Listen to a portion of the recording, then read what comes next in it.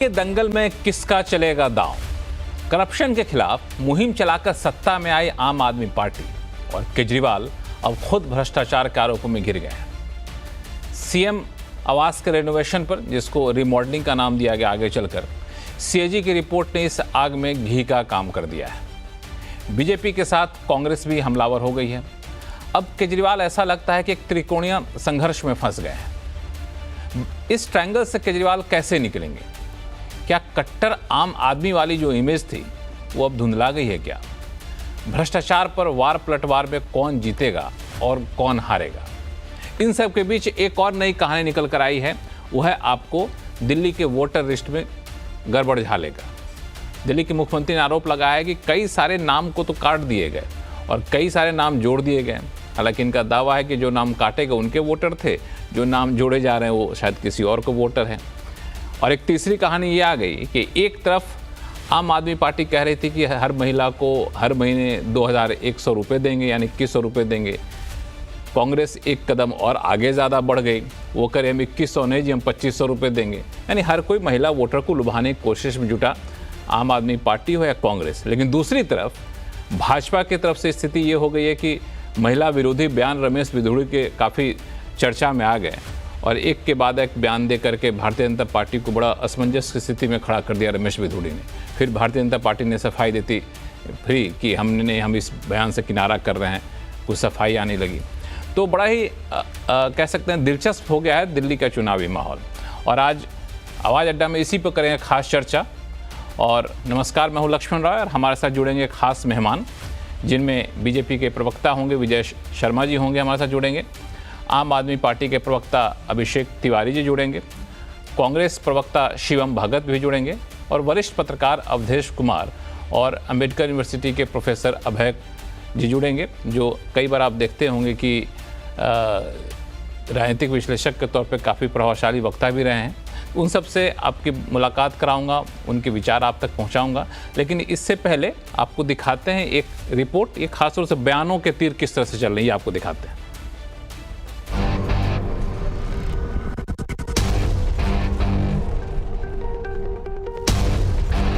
जब दिल्ली के लोग कोरोना से जूझ रहे थे,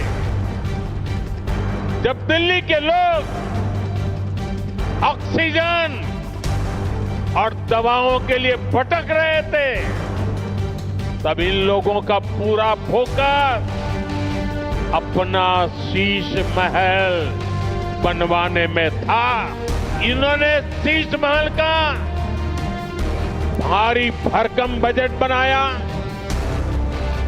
और आज इस अखबार ने खुलासा किया है कि कैसे इस शीश महल पर उस बजट से भी 3 गुना ज्यादा पैसे खर्च किए गए। 2300 करोड़ के प्रधानमंत्री जी के आवास पे और 8500 करोड़ के हवाई जहाज पे और 10 लाख के सूट पे कोई रिपोर्ट आई क्या? कैसे लेकर आया? अरे ये मार्लिना, ये तो सिंह बन गई भैया, चेहरा ही नाम बदल दिया। केजरीवाल ने बच्चों की कसम खाई थी, भ्रष्टाचारी कांग्रेस के साथ नहीं जाऊंगा। मार्लिना ने बाप बदल दिया, पहले मार्लिना थी अब सिंह हो गई।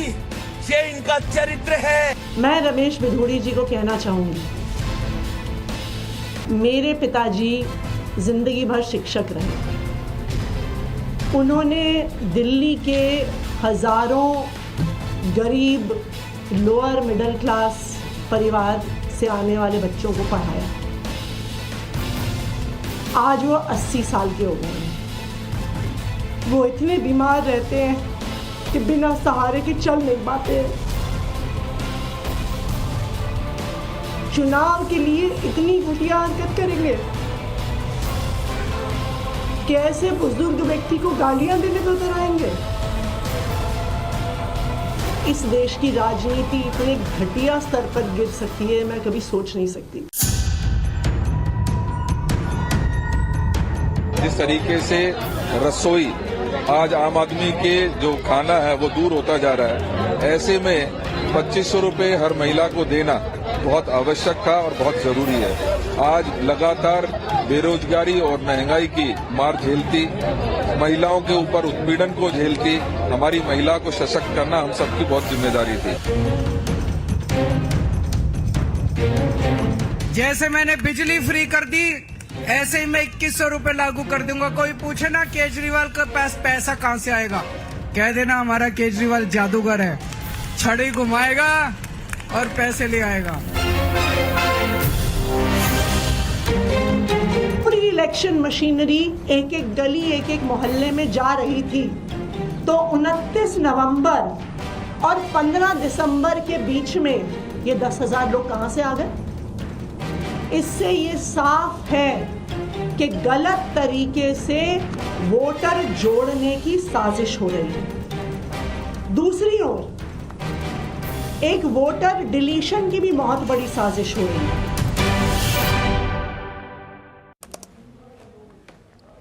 तो देखा आपने कि दिल्ली के चुनाव में 3-4 मुद्दे काफी ज्यादा गर्म हैं। एक तो मुख्यमंत्री आवास के रिमॉडलिंग का मुद्दा, जिस पे सीएजी की रिपोर्ट आ गई है। दूसरा, आपको वोटर लिस्ट में गड़बड़झाले का आरोप। तीसरा, एक तरफ महिला को लुभाने का कोशिश या वादा, और दूसरी तरफ महिला विरोधी बयान। तो इन सारे मुद्दों पर चर्चा करेंगे। तो मेहमान से परिचय आपका हो गया था, सारे मेहमान आपको दिख रहे होंगे। सिर्फ आप लोगों से यही रिक्वेस्ट हुआ है कि एक एक करके हर मुद्दे पर हम लोग बातचीत करेंगे, तो कोई ज़रूरी नहीं कि एक ही साथ सारे मुद्दों को यहाँ पर लाएं। लेकिन सबसे पहले मैं चलूँगा यहाँ पे भारतीय जनता पार्टी के प्रवक्ता विजय शर्मा जी हमारे साथ जुड़ चुके हैं। विजय शर्मा जी नमस्कार।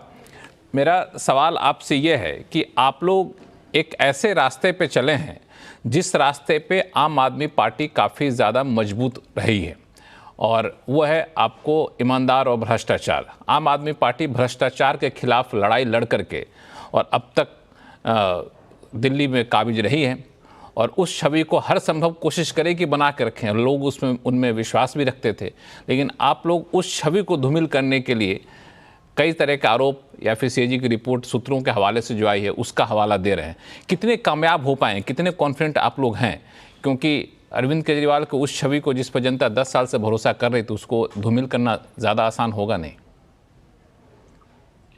देखिए लक्ष्मण जी, मैं आपकी बात को आगे बढ़ाता हूं। बात धूमिल करने की नहीं है, बात सच्चाई सामने लाने की है। इस देश को कौन नकार सकता है कि 2020 में कोरोना आया था और उस महामारी में केजरीवाल जी अपना शीश महल बना रहे थे। क्या कोई है इसके अंदर, देश के अंदर, जो ये कह सकता है कि जो उनका शीश महल नहीं बनाया गया? और वो शीश महल, उसके लिए जितने भी नियम कायदे कानून है वो नजरअंदाज कर दिया गए, या यूं कहो तो उनको ताक पे रख दिया गया। और वो शीश महल जिसके लिए कितना 7 करोड़ के आसपास वहां जो एस्टिमेट था वो बनाया गया, जब वहां दिया जाता है तो अखबारों में कोई किसी तरह की नहीं दी जाती एडवर्टीजमेंट, वही ऑन द स्पॉट 8 करोड़ से ज्यादा में दे दी जाती है। चलो यहां तक भी समझ में आता है। और वो बनते बनते 33 करोड़ पे पहुंच जाता है। और उसमें किस तरह से 13,000 फुट के आसपास था, जिसको 19,000 स्क्वायर मीटर पे, 13,000 मीटर था, उसको 19,000 मीटर पे पहुंचा दिया जाता है। तो ये केजरीवाल जी की कथनी और करनी है। केजरीवाल जी ने खुद मीडिया के सामने आके बोला है कि 3 बार मुख्यमंत्री बनने के बाद में जो व्यक्ति शुचिता की बात करता था, ईमानदारी की बात करता था और काम करने की, गरीबों की बात करता था, वो कहता है कि हाँ, मैं मूलभूत सुविधा नहीं दे पाया। मूलभूत सुविधा क्या होती है? सड़क, स्वास्थ्य, शिक्षा, इस तरह की बातें होती है। उन्होंने खुद माना, मैं जमुना को साफ नहीं कर पाया, मैं सड़क नहीं बना पाया। खुद कहते थे कि 350 झील मैं डेवलप करूंगा दिल्ली के अंदर। क्या किया? सबके सामने के झीलों का शहर ऐसा बनाया कि पिछले दिनों में जो 18 लोग मर गए। लटकते बिजली के तारों के लिए बोला था। आपको पता है जो मैंने अभी आंकड़ा बताया आपको, 18 लोग मरे उसी के कारण कि पानी उतर आया, पानी भरने के कारण।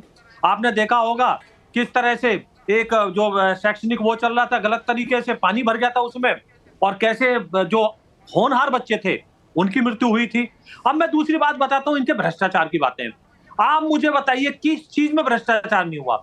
ये मोहल्ला क्लिनिक की बात करते हैं, इन्होंने डिस्पेंसरी सारी बंद कर दी, या यूं कहिए कि लीला पावती करके उसका नाम बदल के इन्होंने जो अपना मोहल्ला क्लिनिक का नाम लिया है, वहां वो भ्रष्टाचार के अड्डे बन गए। 500 प्रिस्क्रिप्शन लिखी जा रही है एक दिन में, मात्र कुछ घंटे के लिए आती है, 10 सेकंड का समय मिलता है। आप मुझे बताइए, कोई दुनिया में ऐसा कौन सा डॉक्टर है जो मरीज को देख भी लेगा और मेडिसिन भी दे देगा, मेडिसिन लिख भी देगा सारा? तो ये झूठ जो है इनका पकड़ा गया। किस तरह से वहां इतनी अच्छी टीक लगी हुई थी, वर्मा टीक लगाई जाती है, टॉयलेट, पर्दे, करोड़ों रुपए के, और एक स्कीम ये लाते हैं, वो स्कीम कितने की है? 54 करोड़ रुपए उस पर खर्च करते हैं और 80 करोड़ रुपए खर्च कर देते हैं उसकी एडवर्टीजमेंट पे। ये केजरीवाल जी का मॉडल है। एक स्कीम आती है इनकी 70 लाख 77 लाख के आसपास, उसके ऊपर खर्च करते हैं और 8-10 करोड़ रुपए ऐसा करते हैं। विजय शर्मा जी, भ्रष्टाचार के इन आरोपों पे मैं आम आदमी पार्टी के प्रवक्ता हमारे साथ जुड़ चुके हैं अभिषेक तिवारी जी, उनसे मैं रिएक्शन ले लेता हूं। अभिषेक जी, दरअसल जो सवाल लेके मैं गया था भाजपा के प्रवक्ता विजय जी के पास, उसी सवाल को आगे मैं बढ़ा रहा हूं कि आप लोग जब सत्ता में आए थे तो भ्रष्टाचार के खिलाफ लड़ाई लड़के आए थे और आप लोग के आने से लोगों को ये लगा कि भ्रष्टाचार खत्म हो जाएगा, ईमानदार सरकार आएगी, वो ईमानदार छवि थी। लेकिन जिस तरीके के पिछले कुछ दिनों से मामले आ रहे हैं और उन मामलों में सीएम आवास का रिमॉडलिंग एक कह सकते हैं कि आग में घी का काम किया, सीएजी की रिपोर्ट का आ जाना भले ही सूत्रों के हवाले से ही सही क्यों ना हो, आपको लगता है कि उस आप लोगों की ईमानदार छवि की भ्रष्टाचार विरोधी मुहिम पर एक बड़ा धक्का लगा है? लक्ष्मण जी, आपके सभी दर्शकों को मेरा नमस्कार। मुझे लगता है भारतीय जनता पार्टी अपने हार की डर से पूरी तरीके से बौखला गई है। पूरी तरीके से वो उनको समझ नहीं आ रहा है अब आगे करना क्या है। देखिए, हिंदुस्तान के राजनीतिक इतिहास में, आजाद भारत के इतिहास में कोई एक पार्टी और कोई एक ऐसा नेता है जो भ्रष्टाचार मुक्त भारत की बात करता है तो उसका नाम अरविंद केजरीवाल है। आपको याद होगा कि हमारे दिल्ली के अंदर जो मंत्री थे, किसी को नहीं पता था, ना तो विपक्ष को पता था, ना तो मीडिया हाउस को पता था। जैसे अरविंद केजरीवाल जी को पता चला, हमारे मंत्री को तुरंत इस्तीफा लेकर पार्टी से बाहर का रास्ता दिखाया। पंजाब के अंदर हमने मंत्री को पूरी तरीके से हटा करके पार्टी से बाहर का रास्ता दिखाया। अरविंद केजरीवाल भ्रष्टाचार मुक्त भारत की मांग करते थे, करते हैं और करते रहेंगे। अरविंद केजरीवाल वो इंसान हैं जो भ्रष्टाचार से समझौता नहीं कर सकते, चाहे उनका अपना बेटा ही क्यों ना हो, number 1। Number 2, Bharatiya Janata party की आज जो मानसिकता है, अरविंद केजरीवाल जी का विरोध करते करते ये पूरी तरीके से दिल्ली की महिलाओं के साथ साथ पूरी की दिल्ली की जनता से विरोध कर बैठे हैं। आप ये समझिए कि इनका एक प्रत्याशी रमेश बिधूड़ी जिस तरीके से आतिशी सिंह के माल लेना बोलते बोलते उनको सिंह जो उपाधि दिया है भारतीय जनता पार्टी के प्रत्याशी ने, पूरी तरीके से इनकी महिला विरोधी सोच और इनकी मानसिकता दर्शाता है। मुझे लगता है ये इसमें अभिषेक जी, हमने शो के शुरू में, चूंकि आप थोड़ी देर से जुड़े थे, मैंने शुरू में ही बताया था दर्शकों को और सारे मेहमानों की हम लोग की इस मुद्दे पे भी चर्चा करेंगे, अलग से चर्चा करेंगे। भ्रष्टाचार, महिला विरोधी बयान, इन सारे मुद्दों पे चर्चा होगी, एक एक करके हम लोग उस चीज़ों को लाएं। लेकिन आपने जो बातें कही कि अरविंद केजरीवाल भ्रष्टाचार को कतई किसी कीमत पर बर्दाश्त नहीं करेंगे, कोई भी लिप्त पाया गया तो उसको निकाल गया, लेकिन ये 33 करोड़ रुपए के रेनोवेशन को कैसे जस्टिफाई करेंगे? लक्ष्मण जी, जब भारतीय जनता पार्टी भ्रष्टाचार पे बात करती है तो ऐसा लगता है दाऊद इब्राहिम अहिंसा का उपदेश दे रहा है। वो भारतीय जनता पार्टी जो पूरी तरीके से भ्रष्टाचार का अगर हम लिस्ट उठाएं तो कई महीने लग जाएगा उसके गिनाते गिनाते, इतने भ्रष्टाचार किए। दिल्ली के अंदर एक भ्रष्टाचार, इन लोग शराब घोटाले लेकर के आए। शराब घोटाले में भ्रष्टाचार कोई किया तो भारतीय जनता पार्टी ने किया। ये मैं नहीं कह रहा हूं, ये भारतीय जनता पार्टी की एजेंसियां कर रही हैं। इलेक्टोरल बॉन्ड के तहत शरद चंद्र रेड्डी से और अरविंदो फार्मा से पता नहीं कितने करोड़ रुपए इन्होंने लिया। ये जग जाहिर है, किसी से छुपा नहीं है।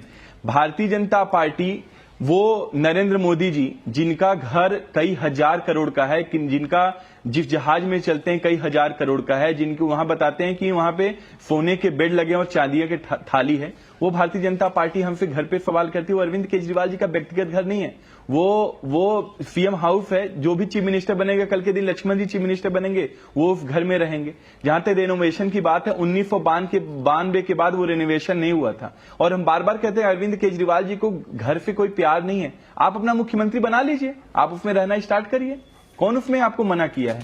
भारतीय जनता पार्टी केवल और केवल अनर्गल बातें कर रही है, उनके पास कोई मुद्दा नहीं है। एक तरफ अरविंद केजरीवाल दिल्ली की जनता को एक विजन दे रहे हैं कि हमने 5 सालों में ये कार्य किया, अगले 5 सालों में हम ये कार्य करेंगे। चाहे वो महिलाओं की 21 रुपए देने की बात हो, चाहे बुजुर्गों को तीर्थ यात्रा बुजुर्गों को फ्री इलाज कराने की बात हो, चाहे पुजारियों को। इसमें अभिषेक जी थोड़ा सा बीच में मैं रोकूंगा, चूंकि वैसे भी आप 3 मिनट तक बोल चुके हैं, केजरीवाल जी को हटाने की बात कर रहे हैं। अरविंद केजरीवाल इसलिए, चूंकि अरविंद केजरीवाल के नाम पे सरकार बनी थी, अरविंद केजरीवाल की ईमानदार छवि के नाम पे सरकार बनी थी, और बाकी लोग क्या करते हैं उस पर बहस हो सकती है, लेकिन वो मुद्दा अरविंद केजरीवाल के सामने गौन हो जाता है, क्योंकि अरविंद केजरीवाल जिस तरीके से 10 एसी लगाए जाने पर, मैं आ रहा हूं, मैं आपके पास आऊंगा, फिर 30 सेकंड नहीं 3 मिनट दूंगा आपको, आप चिंता मत करिए। जो ये अरविंद केजरीवाल इसलिए इस सारे मुद्दे को लेकर कटघरे में आते हैं, मैं आ जाता हूं। मेरा सिर्फ ये कहना है कि अरविंद केजरीवाल पे ये सवाल उठता है, हाँ, अरविंद केजरीवाल पे इसलिए सवाल उठता है, अभिषेक जी समझिए इस चीज को, कि अरविंद केजरीवाल की छवि एक बहुत ही साधारण वैगनार में चल के मुख्यमंत्री के कार्यालय में पहुंचने वाले 10 एसी शीला दीक्षित जी के घर में लगाए जाने पर सवाल उठाने वाले नेता के तौर पर हुई थी। वहां जब इस तरह की चीजें होती हैं तो फिर ये मुद्दा उठता है। वो 33 करोड़ रुपए लग जाए, 300 करोड़ रुपए लग जाए, हो सकता है लगाते हैं, कई सांसदों के यहाँ भी हो, लेकिन अरविंद केजरीवाल के यहाँ होता है तो थोड़ा सा ये सवाल उठता है। 30 सेकंड में अपनी बात रख लीजिए, फिर मैं जाऊंगा दूसरे वक्ताओं के पास। अभिषेक जी 30 सेकंड शुरू होता है आपका। देखिए, अरविंद केजरीवाल पे भ्रष्टाचार का आरोप भारतीय जनता पार्टी दिन प्रतिदिन लगा रही है, लेकिन बड़ा ही अजीब बात है कि अरविंद केजरीवाल पे भ्रष्टाचार का आरोप लग ही नहीं रहा। भारतीय जनता पार्टी पूरी एजेंसी लगा दी, सीबीआई, ईडी से लेकर के न जाने कितने अधिकारियों की फौज लगा दी। अरविंद केजरीवाल जी के बेडरूम से लेकर के उनके नानी के घर तक की छानबीन हो गई, लेकिन एक चवन्नी की रिकवरी नहीं हुई, एक सबूत नहीं है। ये मैं नहीं कह रहा हूं, मेरे पास डॉक्यूमेंट है। ये सुप्रीम कोर्ट की अदालत के जो हमारे जस्टिस हैं वो कह रहे हैं कि भारतीय जनता पार्टी की जो जांच एजेंसियां पूरी तरीके से बायस्ड होकर के कार्य कर रही हैं। अरविंद केजरीवाल के खिलाफ एक भी सबूत नहीं है। यही कारण है आपका 40 सेकंड हो गया अभिषेक जी, थोड़ा सा करोड़ों रुपए का आरोप लगाती है, बाकी वक्ता भी है, वहां भी चवन्नी का रिकवरी आज तक नहीं कर पाई।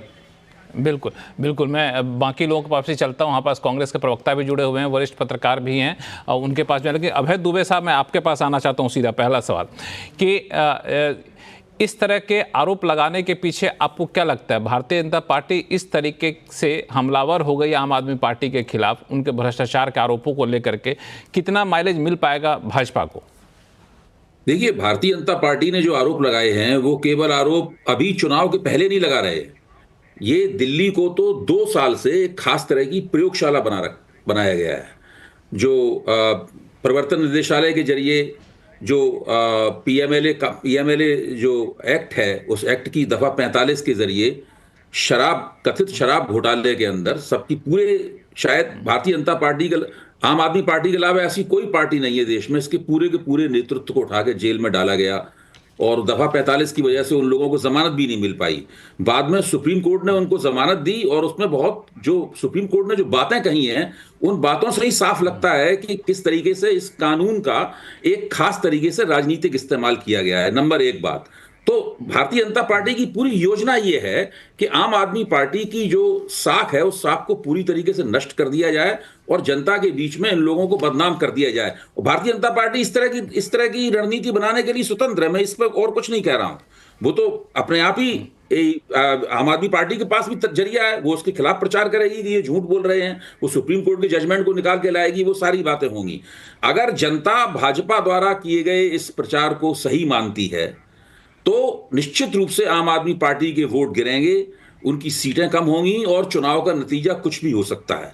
लेकिन अभी तक दिल्ली में जो भी रेटिंग एजेंसियां हैं उनकी जो रिपोर्ट आई है, इसमें अरविंद केजरीवाल की व्यक्तिगत लोकप्रियता को कोई क्षति नहीं पहुंची है। कम से कम जो टीवी के ऊपर रेटिंग एजेंसियां आती हैं उनके लोगों ने जो बातें कही, जैसे कि यशवंत देशमुख ने, जो उनकी सी वोटर संस्था है, उन्होंने एक बार नहीं कई बार कहा है कि इन तमाम भ्रष्टाचार के आरोपों और जेल भेजे जाने के बावजूद भी अरविंद केजरीवाल की अपनी लोकप्रियता दिल्ली में नहीं घटी है, ऐसा कुछ भी नहीं हुआ। और राष्ट्रीय स्तर पर भी जो उनकी लोकप्रियता है उसमें भी कोई विशेष गिरावट नहीं आई है। लेकिन फिर भी मैं कह रहा हूं, अगर भाजपा की बात को विधानसभा चुनाव के संदर्भ में, लोकसभा चुनाव की बात नहीं कर रहा हूं, विधानसभा चुनाव के संदर्भ में दिल्ली की जनता यकीन करती है, कितना प्रतिशत यकीन करती है, तो उसके हिसाब से उसका वोटिंग बिहेवियर दिखाई पड़ेगा।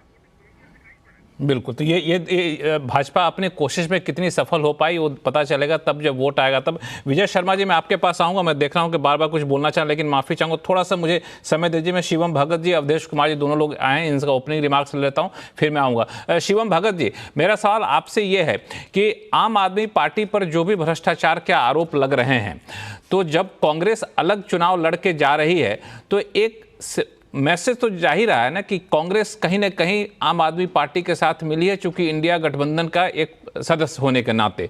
तो इस छवि से अपने आप को बिल्कुल आइसोलेट कर पाना कांग्रेस के लिए कितना संभव हो पाएगा? नमस्कार लक्ष्मण जी। लक्ष्मण जी, कांग्रेस जी, पार्टी तो बहुत जोरों शोरों से अपना कैंपेन लगी हुई है। अगर हम आम आदमी पार्टी के साथ मिले होते तो हमने 1.5 महीने की न्याय यात्रा ना करी होती हमारे दिल्ली कांग्रेस के अध्यक्ष देवेंद्र यादव ने, और उसमें आम आदमी पार्टी की विफलताओं को हमने नहीं बोला होता। आम आदमी पार्टी की विफलताओं की जो लिस्ट है अब वो अनलिमिटेड हो गई है। पहले हम आते थे चैनलों पे तो हम 1 विफलता, 2 विफलता, 3, अब वो लिस्ट अनलिमिटेड हो गई है।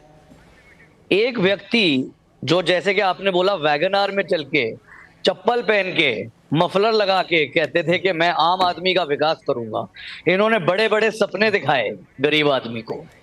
वो व्यक्ति सीएजी की रिपोर्ट के हिसाब से उसने 33 करोड़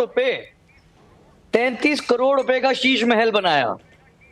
ये क्या आम आदमी है या ये खास आदमी है? ये खास से भी ऊपर चले गए, ये शाही आदमी पार्टी है जिन्होंने शराब घोटाला किया और अपने घर में शीश महल में 18 लाख रुपए का मिनी बार लगाया इन्होंने। ये सब सीएजी की रिपोर्ट है, हमारी नहीं है, हम नहीं कह रहे। 18 लाख रुपए का मिनी बार पहली बार मैंने देखा है जी। 18 लाख रुपए का मिनी बार लगाए। तो इस पार्टी की लक्ष्मण जी, विफलताओं में कौन से सीएजी की रिपोर्ट है? सीएजी की रिपोर्ट है सर, जो आज आई है 33 करोड़ रुपए की। ये दरअसल साफ कर दूं, दर्शकों को भी कोई कंफ्यूजन नहीं होना चाहिए कि ये दरअसल सीएजी ने औपचारिक तौर पर कोई रिपोर्ट जारी नहीं की है। ये सूत्रों के हवाले से सीएजी की रिपोर्ट अखबारों में आई है। उस रिपोर्ट का हवाला नहीं, अखबारों में आई। मैं बिल्कुल साफ कर दूं कि अखबारों की हेडलाइन बनी पहला सीएजी की रिपोर्ट, और उस सीएजी की रिपोर्ट के आधार पे प्रधानमंत्री ने अपने भाषण में जिक्र किया। और ये भी आरोप लगाया जा रहा है कि सीएजी की रिपोर्ट, ऐसे कई सारे रिपोर्ट हैं जो शायद बहुत राजनीतिक तौर पे आम आदमी पार्टी को सूट नहीं करता है, इस वजह से विधानसभा में नहीं पेश किया गया, ऐसा आरोप लगाया जाता है। विधानसभा में सत्र के से पहले ये रिपोर्ट सीएजी ने दे दी थी, लेकिन पेश करने की अनुमति अब तक नहीं मिली थी। तो अब सूत्रों के हवाले से रिपोर्ट आई है। तो ये सार्वजनिक नहीं हुई है, लेकिन सूत्रों के हवाले से, जिसका जिक्र यहाँ पे कांग्रेस के प्रवक्ता कर रहे थे और जिसका खंडन आम आदमी पार्टी के प्रवक्ता ने कहा कि ये सीएजी की रिपोर्ट नहीं है। शिवम भगत, अपनी बात पूरी कर लीजिए 30 सेकंड में, फिर मैं अवधेश जी के पास जाऊंगा। देखिए, सीएजी की रिपोर्ट आई थी, जैसे कि आपने बोला, इन्होंने टेबल नहीं होने दी विधानसभा में। और अगर ये सीएजी की रिपोर्ट को खंडन कर रहे हैं और ये बोल रहे हैं कि इन्होंने शीश महल नहीं बनाया, तो इनको बोलिए, ओपनली बोलिए ना। इनको पता है इन्होंने शीश महल बनाया, इनको पता है। आज जनवरी है, जनवरी में ग्रैब 3 लागू हुआ 3 दिन पहले। मतलब हम भी दिल्ली में रह रहे हैं 40 साल से, हमने नहीं देखा कि दिल्ली के पोल्यूशन का हाल इतना खराब था। ये इनकी विफलता, पानी की विफलता। एक बारिश होती है, सारी सड़कें डूब जाती है, मौतें हुई हैं लोगों की। ये तो आप सबके सामने है, ये तो हम नहीं कह रहे, ये तो कांग्रेस नहीं कह रही। इनकी विफलताओं की तो लिस्ट एंडलेस है। तो इस पे आप इनका जवाब लीजिए कि बिल्कुल इनका जवाब लेंगे। हमारे साथ बने हुए हैं, उनसे बातचीत करेंगे। लेकिन अवधेश जी, एक पहला कमेंट आपसे ले लेता हूं, फिर मैं बाकी प्रवक्ता के पास वापस से जाऊंगा। ये जिस तरीके का आरोप प्रत्यारोप का नया दौर चला है, और अभी आपने अभय दुबे जी को सुना भी, उनका कहना था कि अगर ये वाकई भाजपा कामयाब हो जाती है तो वोट परसेंटेज पर असर पड़ेगा। लेकिन अभी तक के जो सर्वे बता रहे हैं, जैसा कि अभय दुबे जी कह रहे थे, कि उससे छवि पर, अरविंद केजरीवाल के छवि पर कोई खास असर पड़ नहीं रहा है। नहीं, अभय दुबे जी का अपना मत है। कई बार मत बनाने में हमको तथ्यों का थोड़ा गहराई से देखना पड़ता है। अरविंद केजरीवाल जी राजनीति में आए थे तो देश के किस नेता पर आरोप नहीं लगाए थे और प्रेस कॉन्फ्रेंस नहीं किया था, उसमें शरद यादव जैसे नेता का नाम भी लिया था। कम से कम मैं तो नहीं मान सकता हूं, जितना जानता था कि शरद यादव भ्रष्टाचारी थे और सबके बारे में फाइलें आती थी, रखते थे। तो ये नहीं है कि कोई अगर इन पर आरोप लगा रहा है तो वो, बल्कि जितने आरोप लगाए नेताओं ने इनको माफ़ कर दिया। प्रणब मुखर्जी से लेके मनमोहन सिंह तक पर सारे आरोप लगे थे। सोनिया गांधी, राहुल गांधी, किसी को छोड़ा ही नहीं था उन्होंने। और जब शरद पवार को पद्म विभूषण मिला तब भी उनकी टिप्पणी देख लीजिए क्या की थी। जब प्रणब मुखर्जी को भारत रत्न मिला तब भी किया है। तो वो इसमें तो अब कोई ये कहे कि अकेले केवल इन पर आरोप लग रहे हैं, मैं ये तो मान सकता हूं कि आरोप में राजनीति में थोड़ी अतिवादिता हो सकती है, उससे तो कोई इनकार नहीं कर सकता है। लेकिन अगर सुप्रीम कोर्ट ने 10 लाख रुपए का मुचलका भराकर चीफ मिनिस्टर को जमानत दिया तो इन सीरियस केस में ऐसा नहीं होता है। दूसरी बात, जो शर्तें लगाई जमानत देने पर, वो शर्तें तो मैंने आज तक कभी जीवन में नहीं देखी कि किसी को कहा गया हो कि आप सचिवालय ऑफिस नहीं जा सकते हैं या फाइल पर तभी साइन करेंगे, उसके लिए भी शर्तें लगा दे, कैबिनेट की मीटिंग नहीं बुला सकते हैं। ये सारी शर्तें लगाने का मतलब है थोड़े कि बिल्कुल और गंभीर केस रहा होगा और केवल सेक्शन 45 के कारण हो गया होगा, तो बड़ी होंगे नहीं होंगे, लेकिन मामला गंभीर था। और सबसे दुर्भाग्य है कि भ्रष्टाचार के अलावा नैतिक दृष्टि से दिल्ली में उस प्रकार से इतनी बड़ी संख्या में निजी शराब की दुकानें खोलना और खोलने की देर रात तक अनुमति देना, उनमें मनोरंजन के भी प्रयोग की अनुमति देना, शराब खरीदने वालों की उम्र कम करना और 1 बोतल पर 2 बोतल फ्री देना, इस दिल्ली को शराब की नगरी बनाने जो व्यक्ति गांधी जी, राम मनोहर लोहिया और बाकी की बात करके राजनीति में आया हो, वो भ्रष्टाचार का पैसे का तो छोड़ दीजिए, कम से कम ये क्या दिखाई दे रहा है। इसीलिए ये कहने वाली बात होती है। जहां तक सर्वे का सवाल है, मैं सर्वे पर कोई टिप्पणी नहीं करूंगा, लेकिन इस बार का चुनाव जो है विधानसभा में 2015 और 2020 से ज्यादा भिन्न है। अगर प्रधानमंत्री नरेंद्र मोदी, मतलब गुणात्मक रूप से अंतर है। कांग्रेस ने 2020 में तो एक प्रकार से बीजेपी को सत्ता से बाहर करने और नरेंद्र मोदी को सत्ता से हटाने के लिए अपनी बलि चढ़ा दी और वन साइडेड विक्ट्री 2015 में जैसे मिली थी, लगभग वैसे ही विक्ट्री आम आदमी पार्टी को 2020 में मिली। अगर कांग्रेस ठीक से लड़ी होती तो या तो इतनी बड़ी विक्ट्री नहीं मिलती या फिर दूसरी स्थिति होती। कांग्रेस ने इस बार जो है अपने को इस बार क्या दिख रहा है, इस बार कांग्रेस इस बार ठीक से लड़ रही कि नहीं लड़ रही आपके हिसाब से? नहीं, कांग्रेस, स्थानीय कांग्रेस ने पूरी शक्ति लगाई है और राष्ट्रीय कांग्रेस के कोषाध्यक्ष अरविंद केजरीवाल जी के लिए जिस ढंग से शब्दों का प्रयोग किया है, और जब स्वयं संदीप दीक्षित केजरीवाल जी के विरुद्ध लड़ने को उतर गए हैं, तो फिर तो इसको नहीं कह सकते हैं कांग्रेस बिल्कुल मन से नहीं लड़ रही। अब उनका जनाधार उस रूप में नहीं है। उनकी समस्या है कि उनका जनाधार खत्म है, जो इस समय देखिए इस समय बातचीत करेंगे, उस पे अध्यक्ष बातचीत करेंगे। पूरा कर लूं, पूरा कर लक्ष्मण जी हाँ बताएं। लक्ष्मण जी जरा 3-4 लाइन पूरा करें। देखिए इस समय का ट्रेंड जो देश में है मुस्लिम मतों का, वो कांग्रेस के पक्ष में जाने का दिखाई दिया है। कांग्रेस चुनाव लड़ रही है, 11-12% मत अगर जाने का है तो केजरीवाल जी के सामने एक बड़ी चुनौती इस रूप में भी खड़ी है। और इसी के कारण वो पुजारियों का वेतन, ग्रंथियों का वेतन देना, इमामों के आंदोलन को लंबा खिंचवाना कि मैसेज जाए कि इमाम को तो हम वेतन ही नहीं दे रहे, हम तो हिंदू पुजारियों और सिखों को वेतन देने वाले हैं, ये सब कोशिशें चल रही हैं। और बीजेपी ने जिस ढंग से पहली बार अभी उम्मीदवार उतारे हैं, प्रवेश वर्मा को इनके खिलाफ उतारा है, आतिशी जी के खिलाफ रमेश बिधुरी को उतारा है, तो बीजेपी पहली बार लग रही है कि 15-20 के अलावे बिल्कुल जीतने के लिए लड़ रही है। तो इसलिए इस बार की स्थिति 15 और 20 की नहीं है। चुनाव परिणाम पर मैं कोई टिप्पणी नहीं करूंगा, लेकिन आम आदमी पार्टी के अंदर भी यह भाव मैं देखा हूं, मेरी बात हुई है कि कहीं न कहीं गड़बड़ पार्टी में भ्रष्टाचार तो हुआ है और इस कारण आम आदमी पार्टी के अंदर भी उस प्रकार का उत्साह नहीं है। तो चुनाव के परिणाम पर कोई टिप्पणी नहीं करूंगा, लेकिन 15 और 20 में ऐसी चुनौतियां केजरीवाल जी के सामने, आम आदमी पार्टी के सामने नहीं थी, इतनी सघन चुनौती।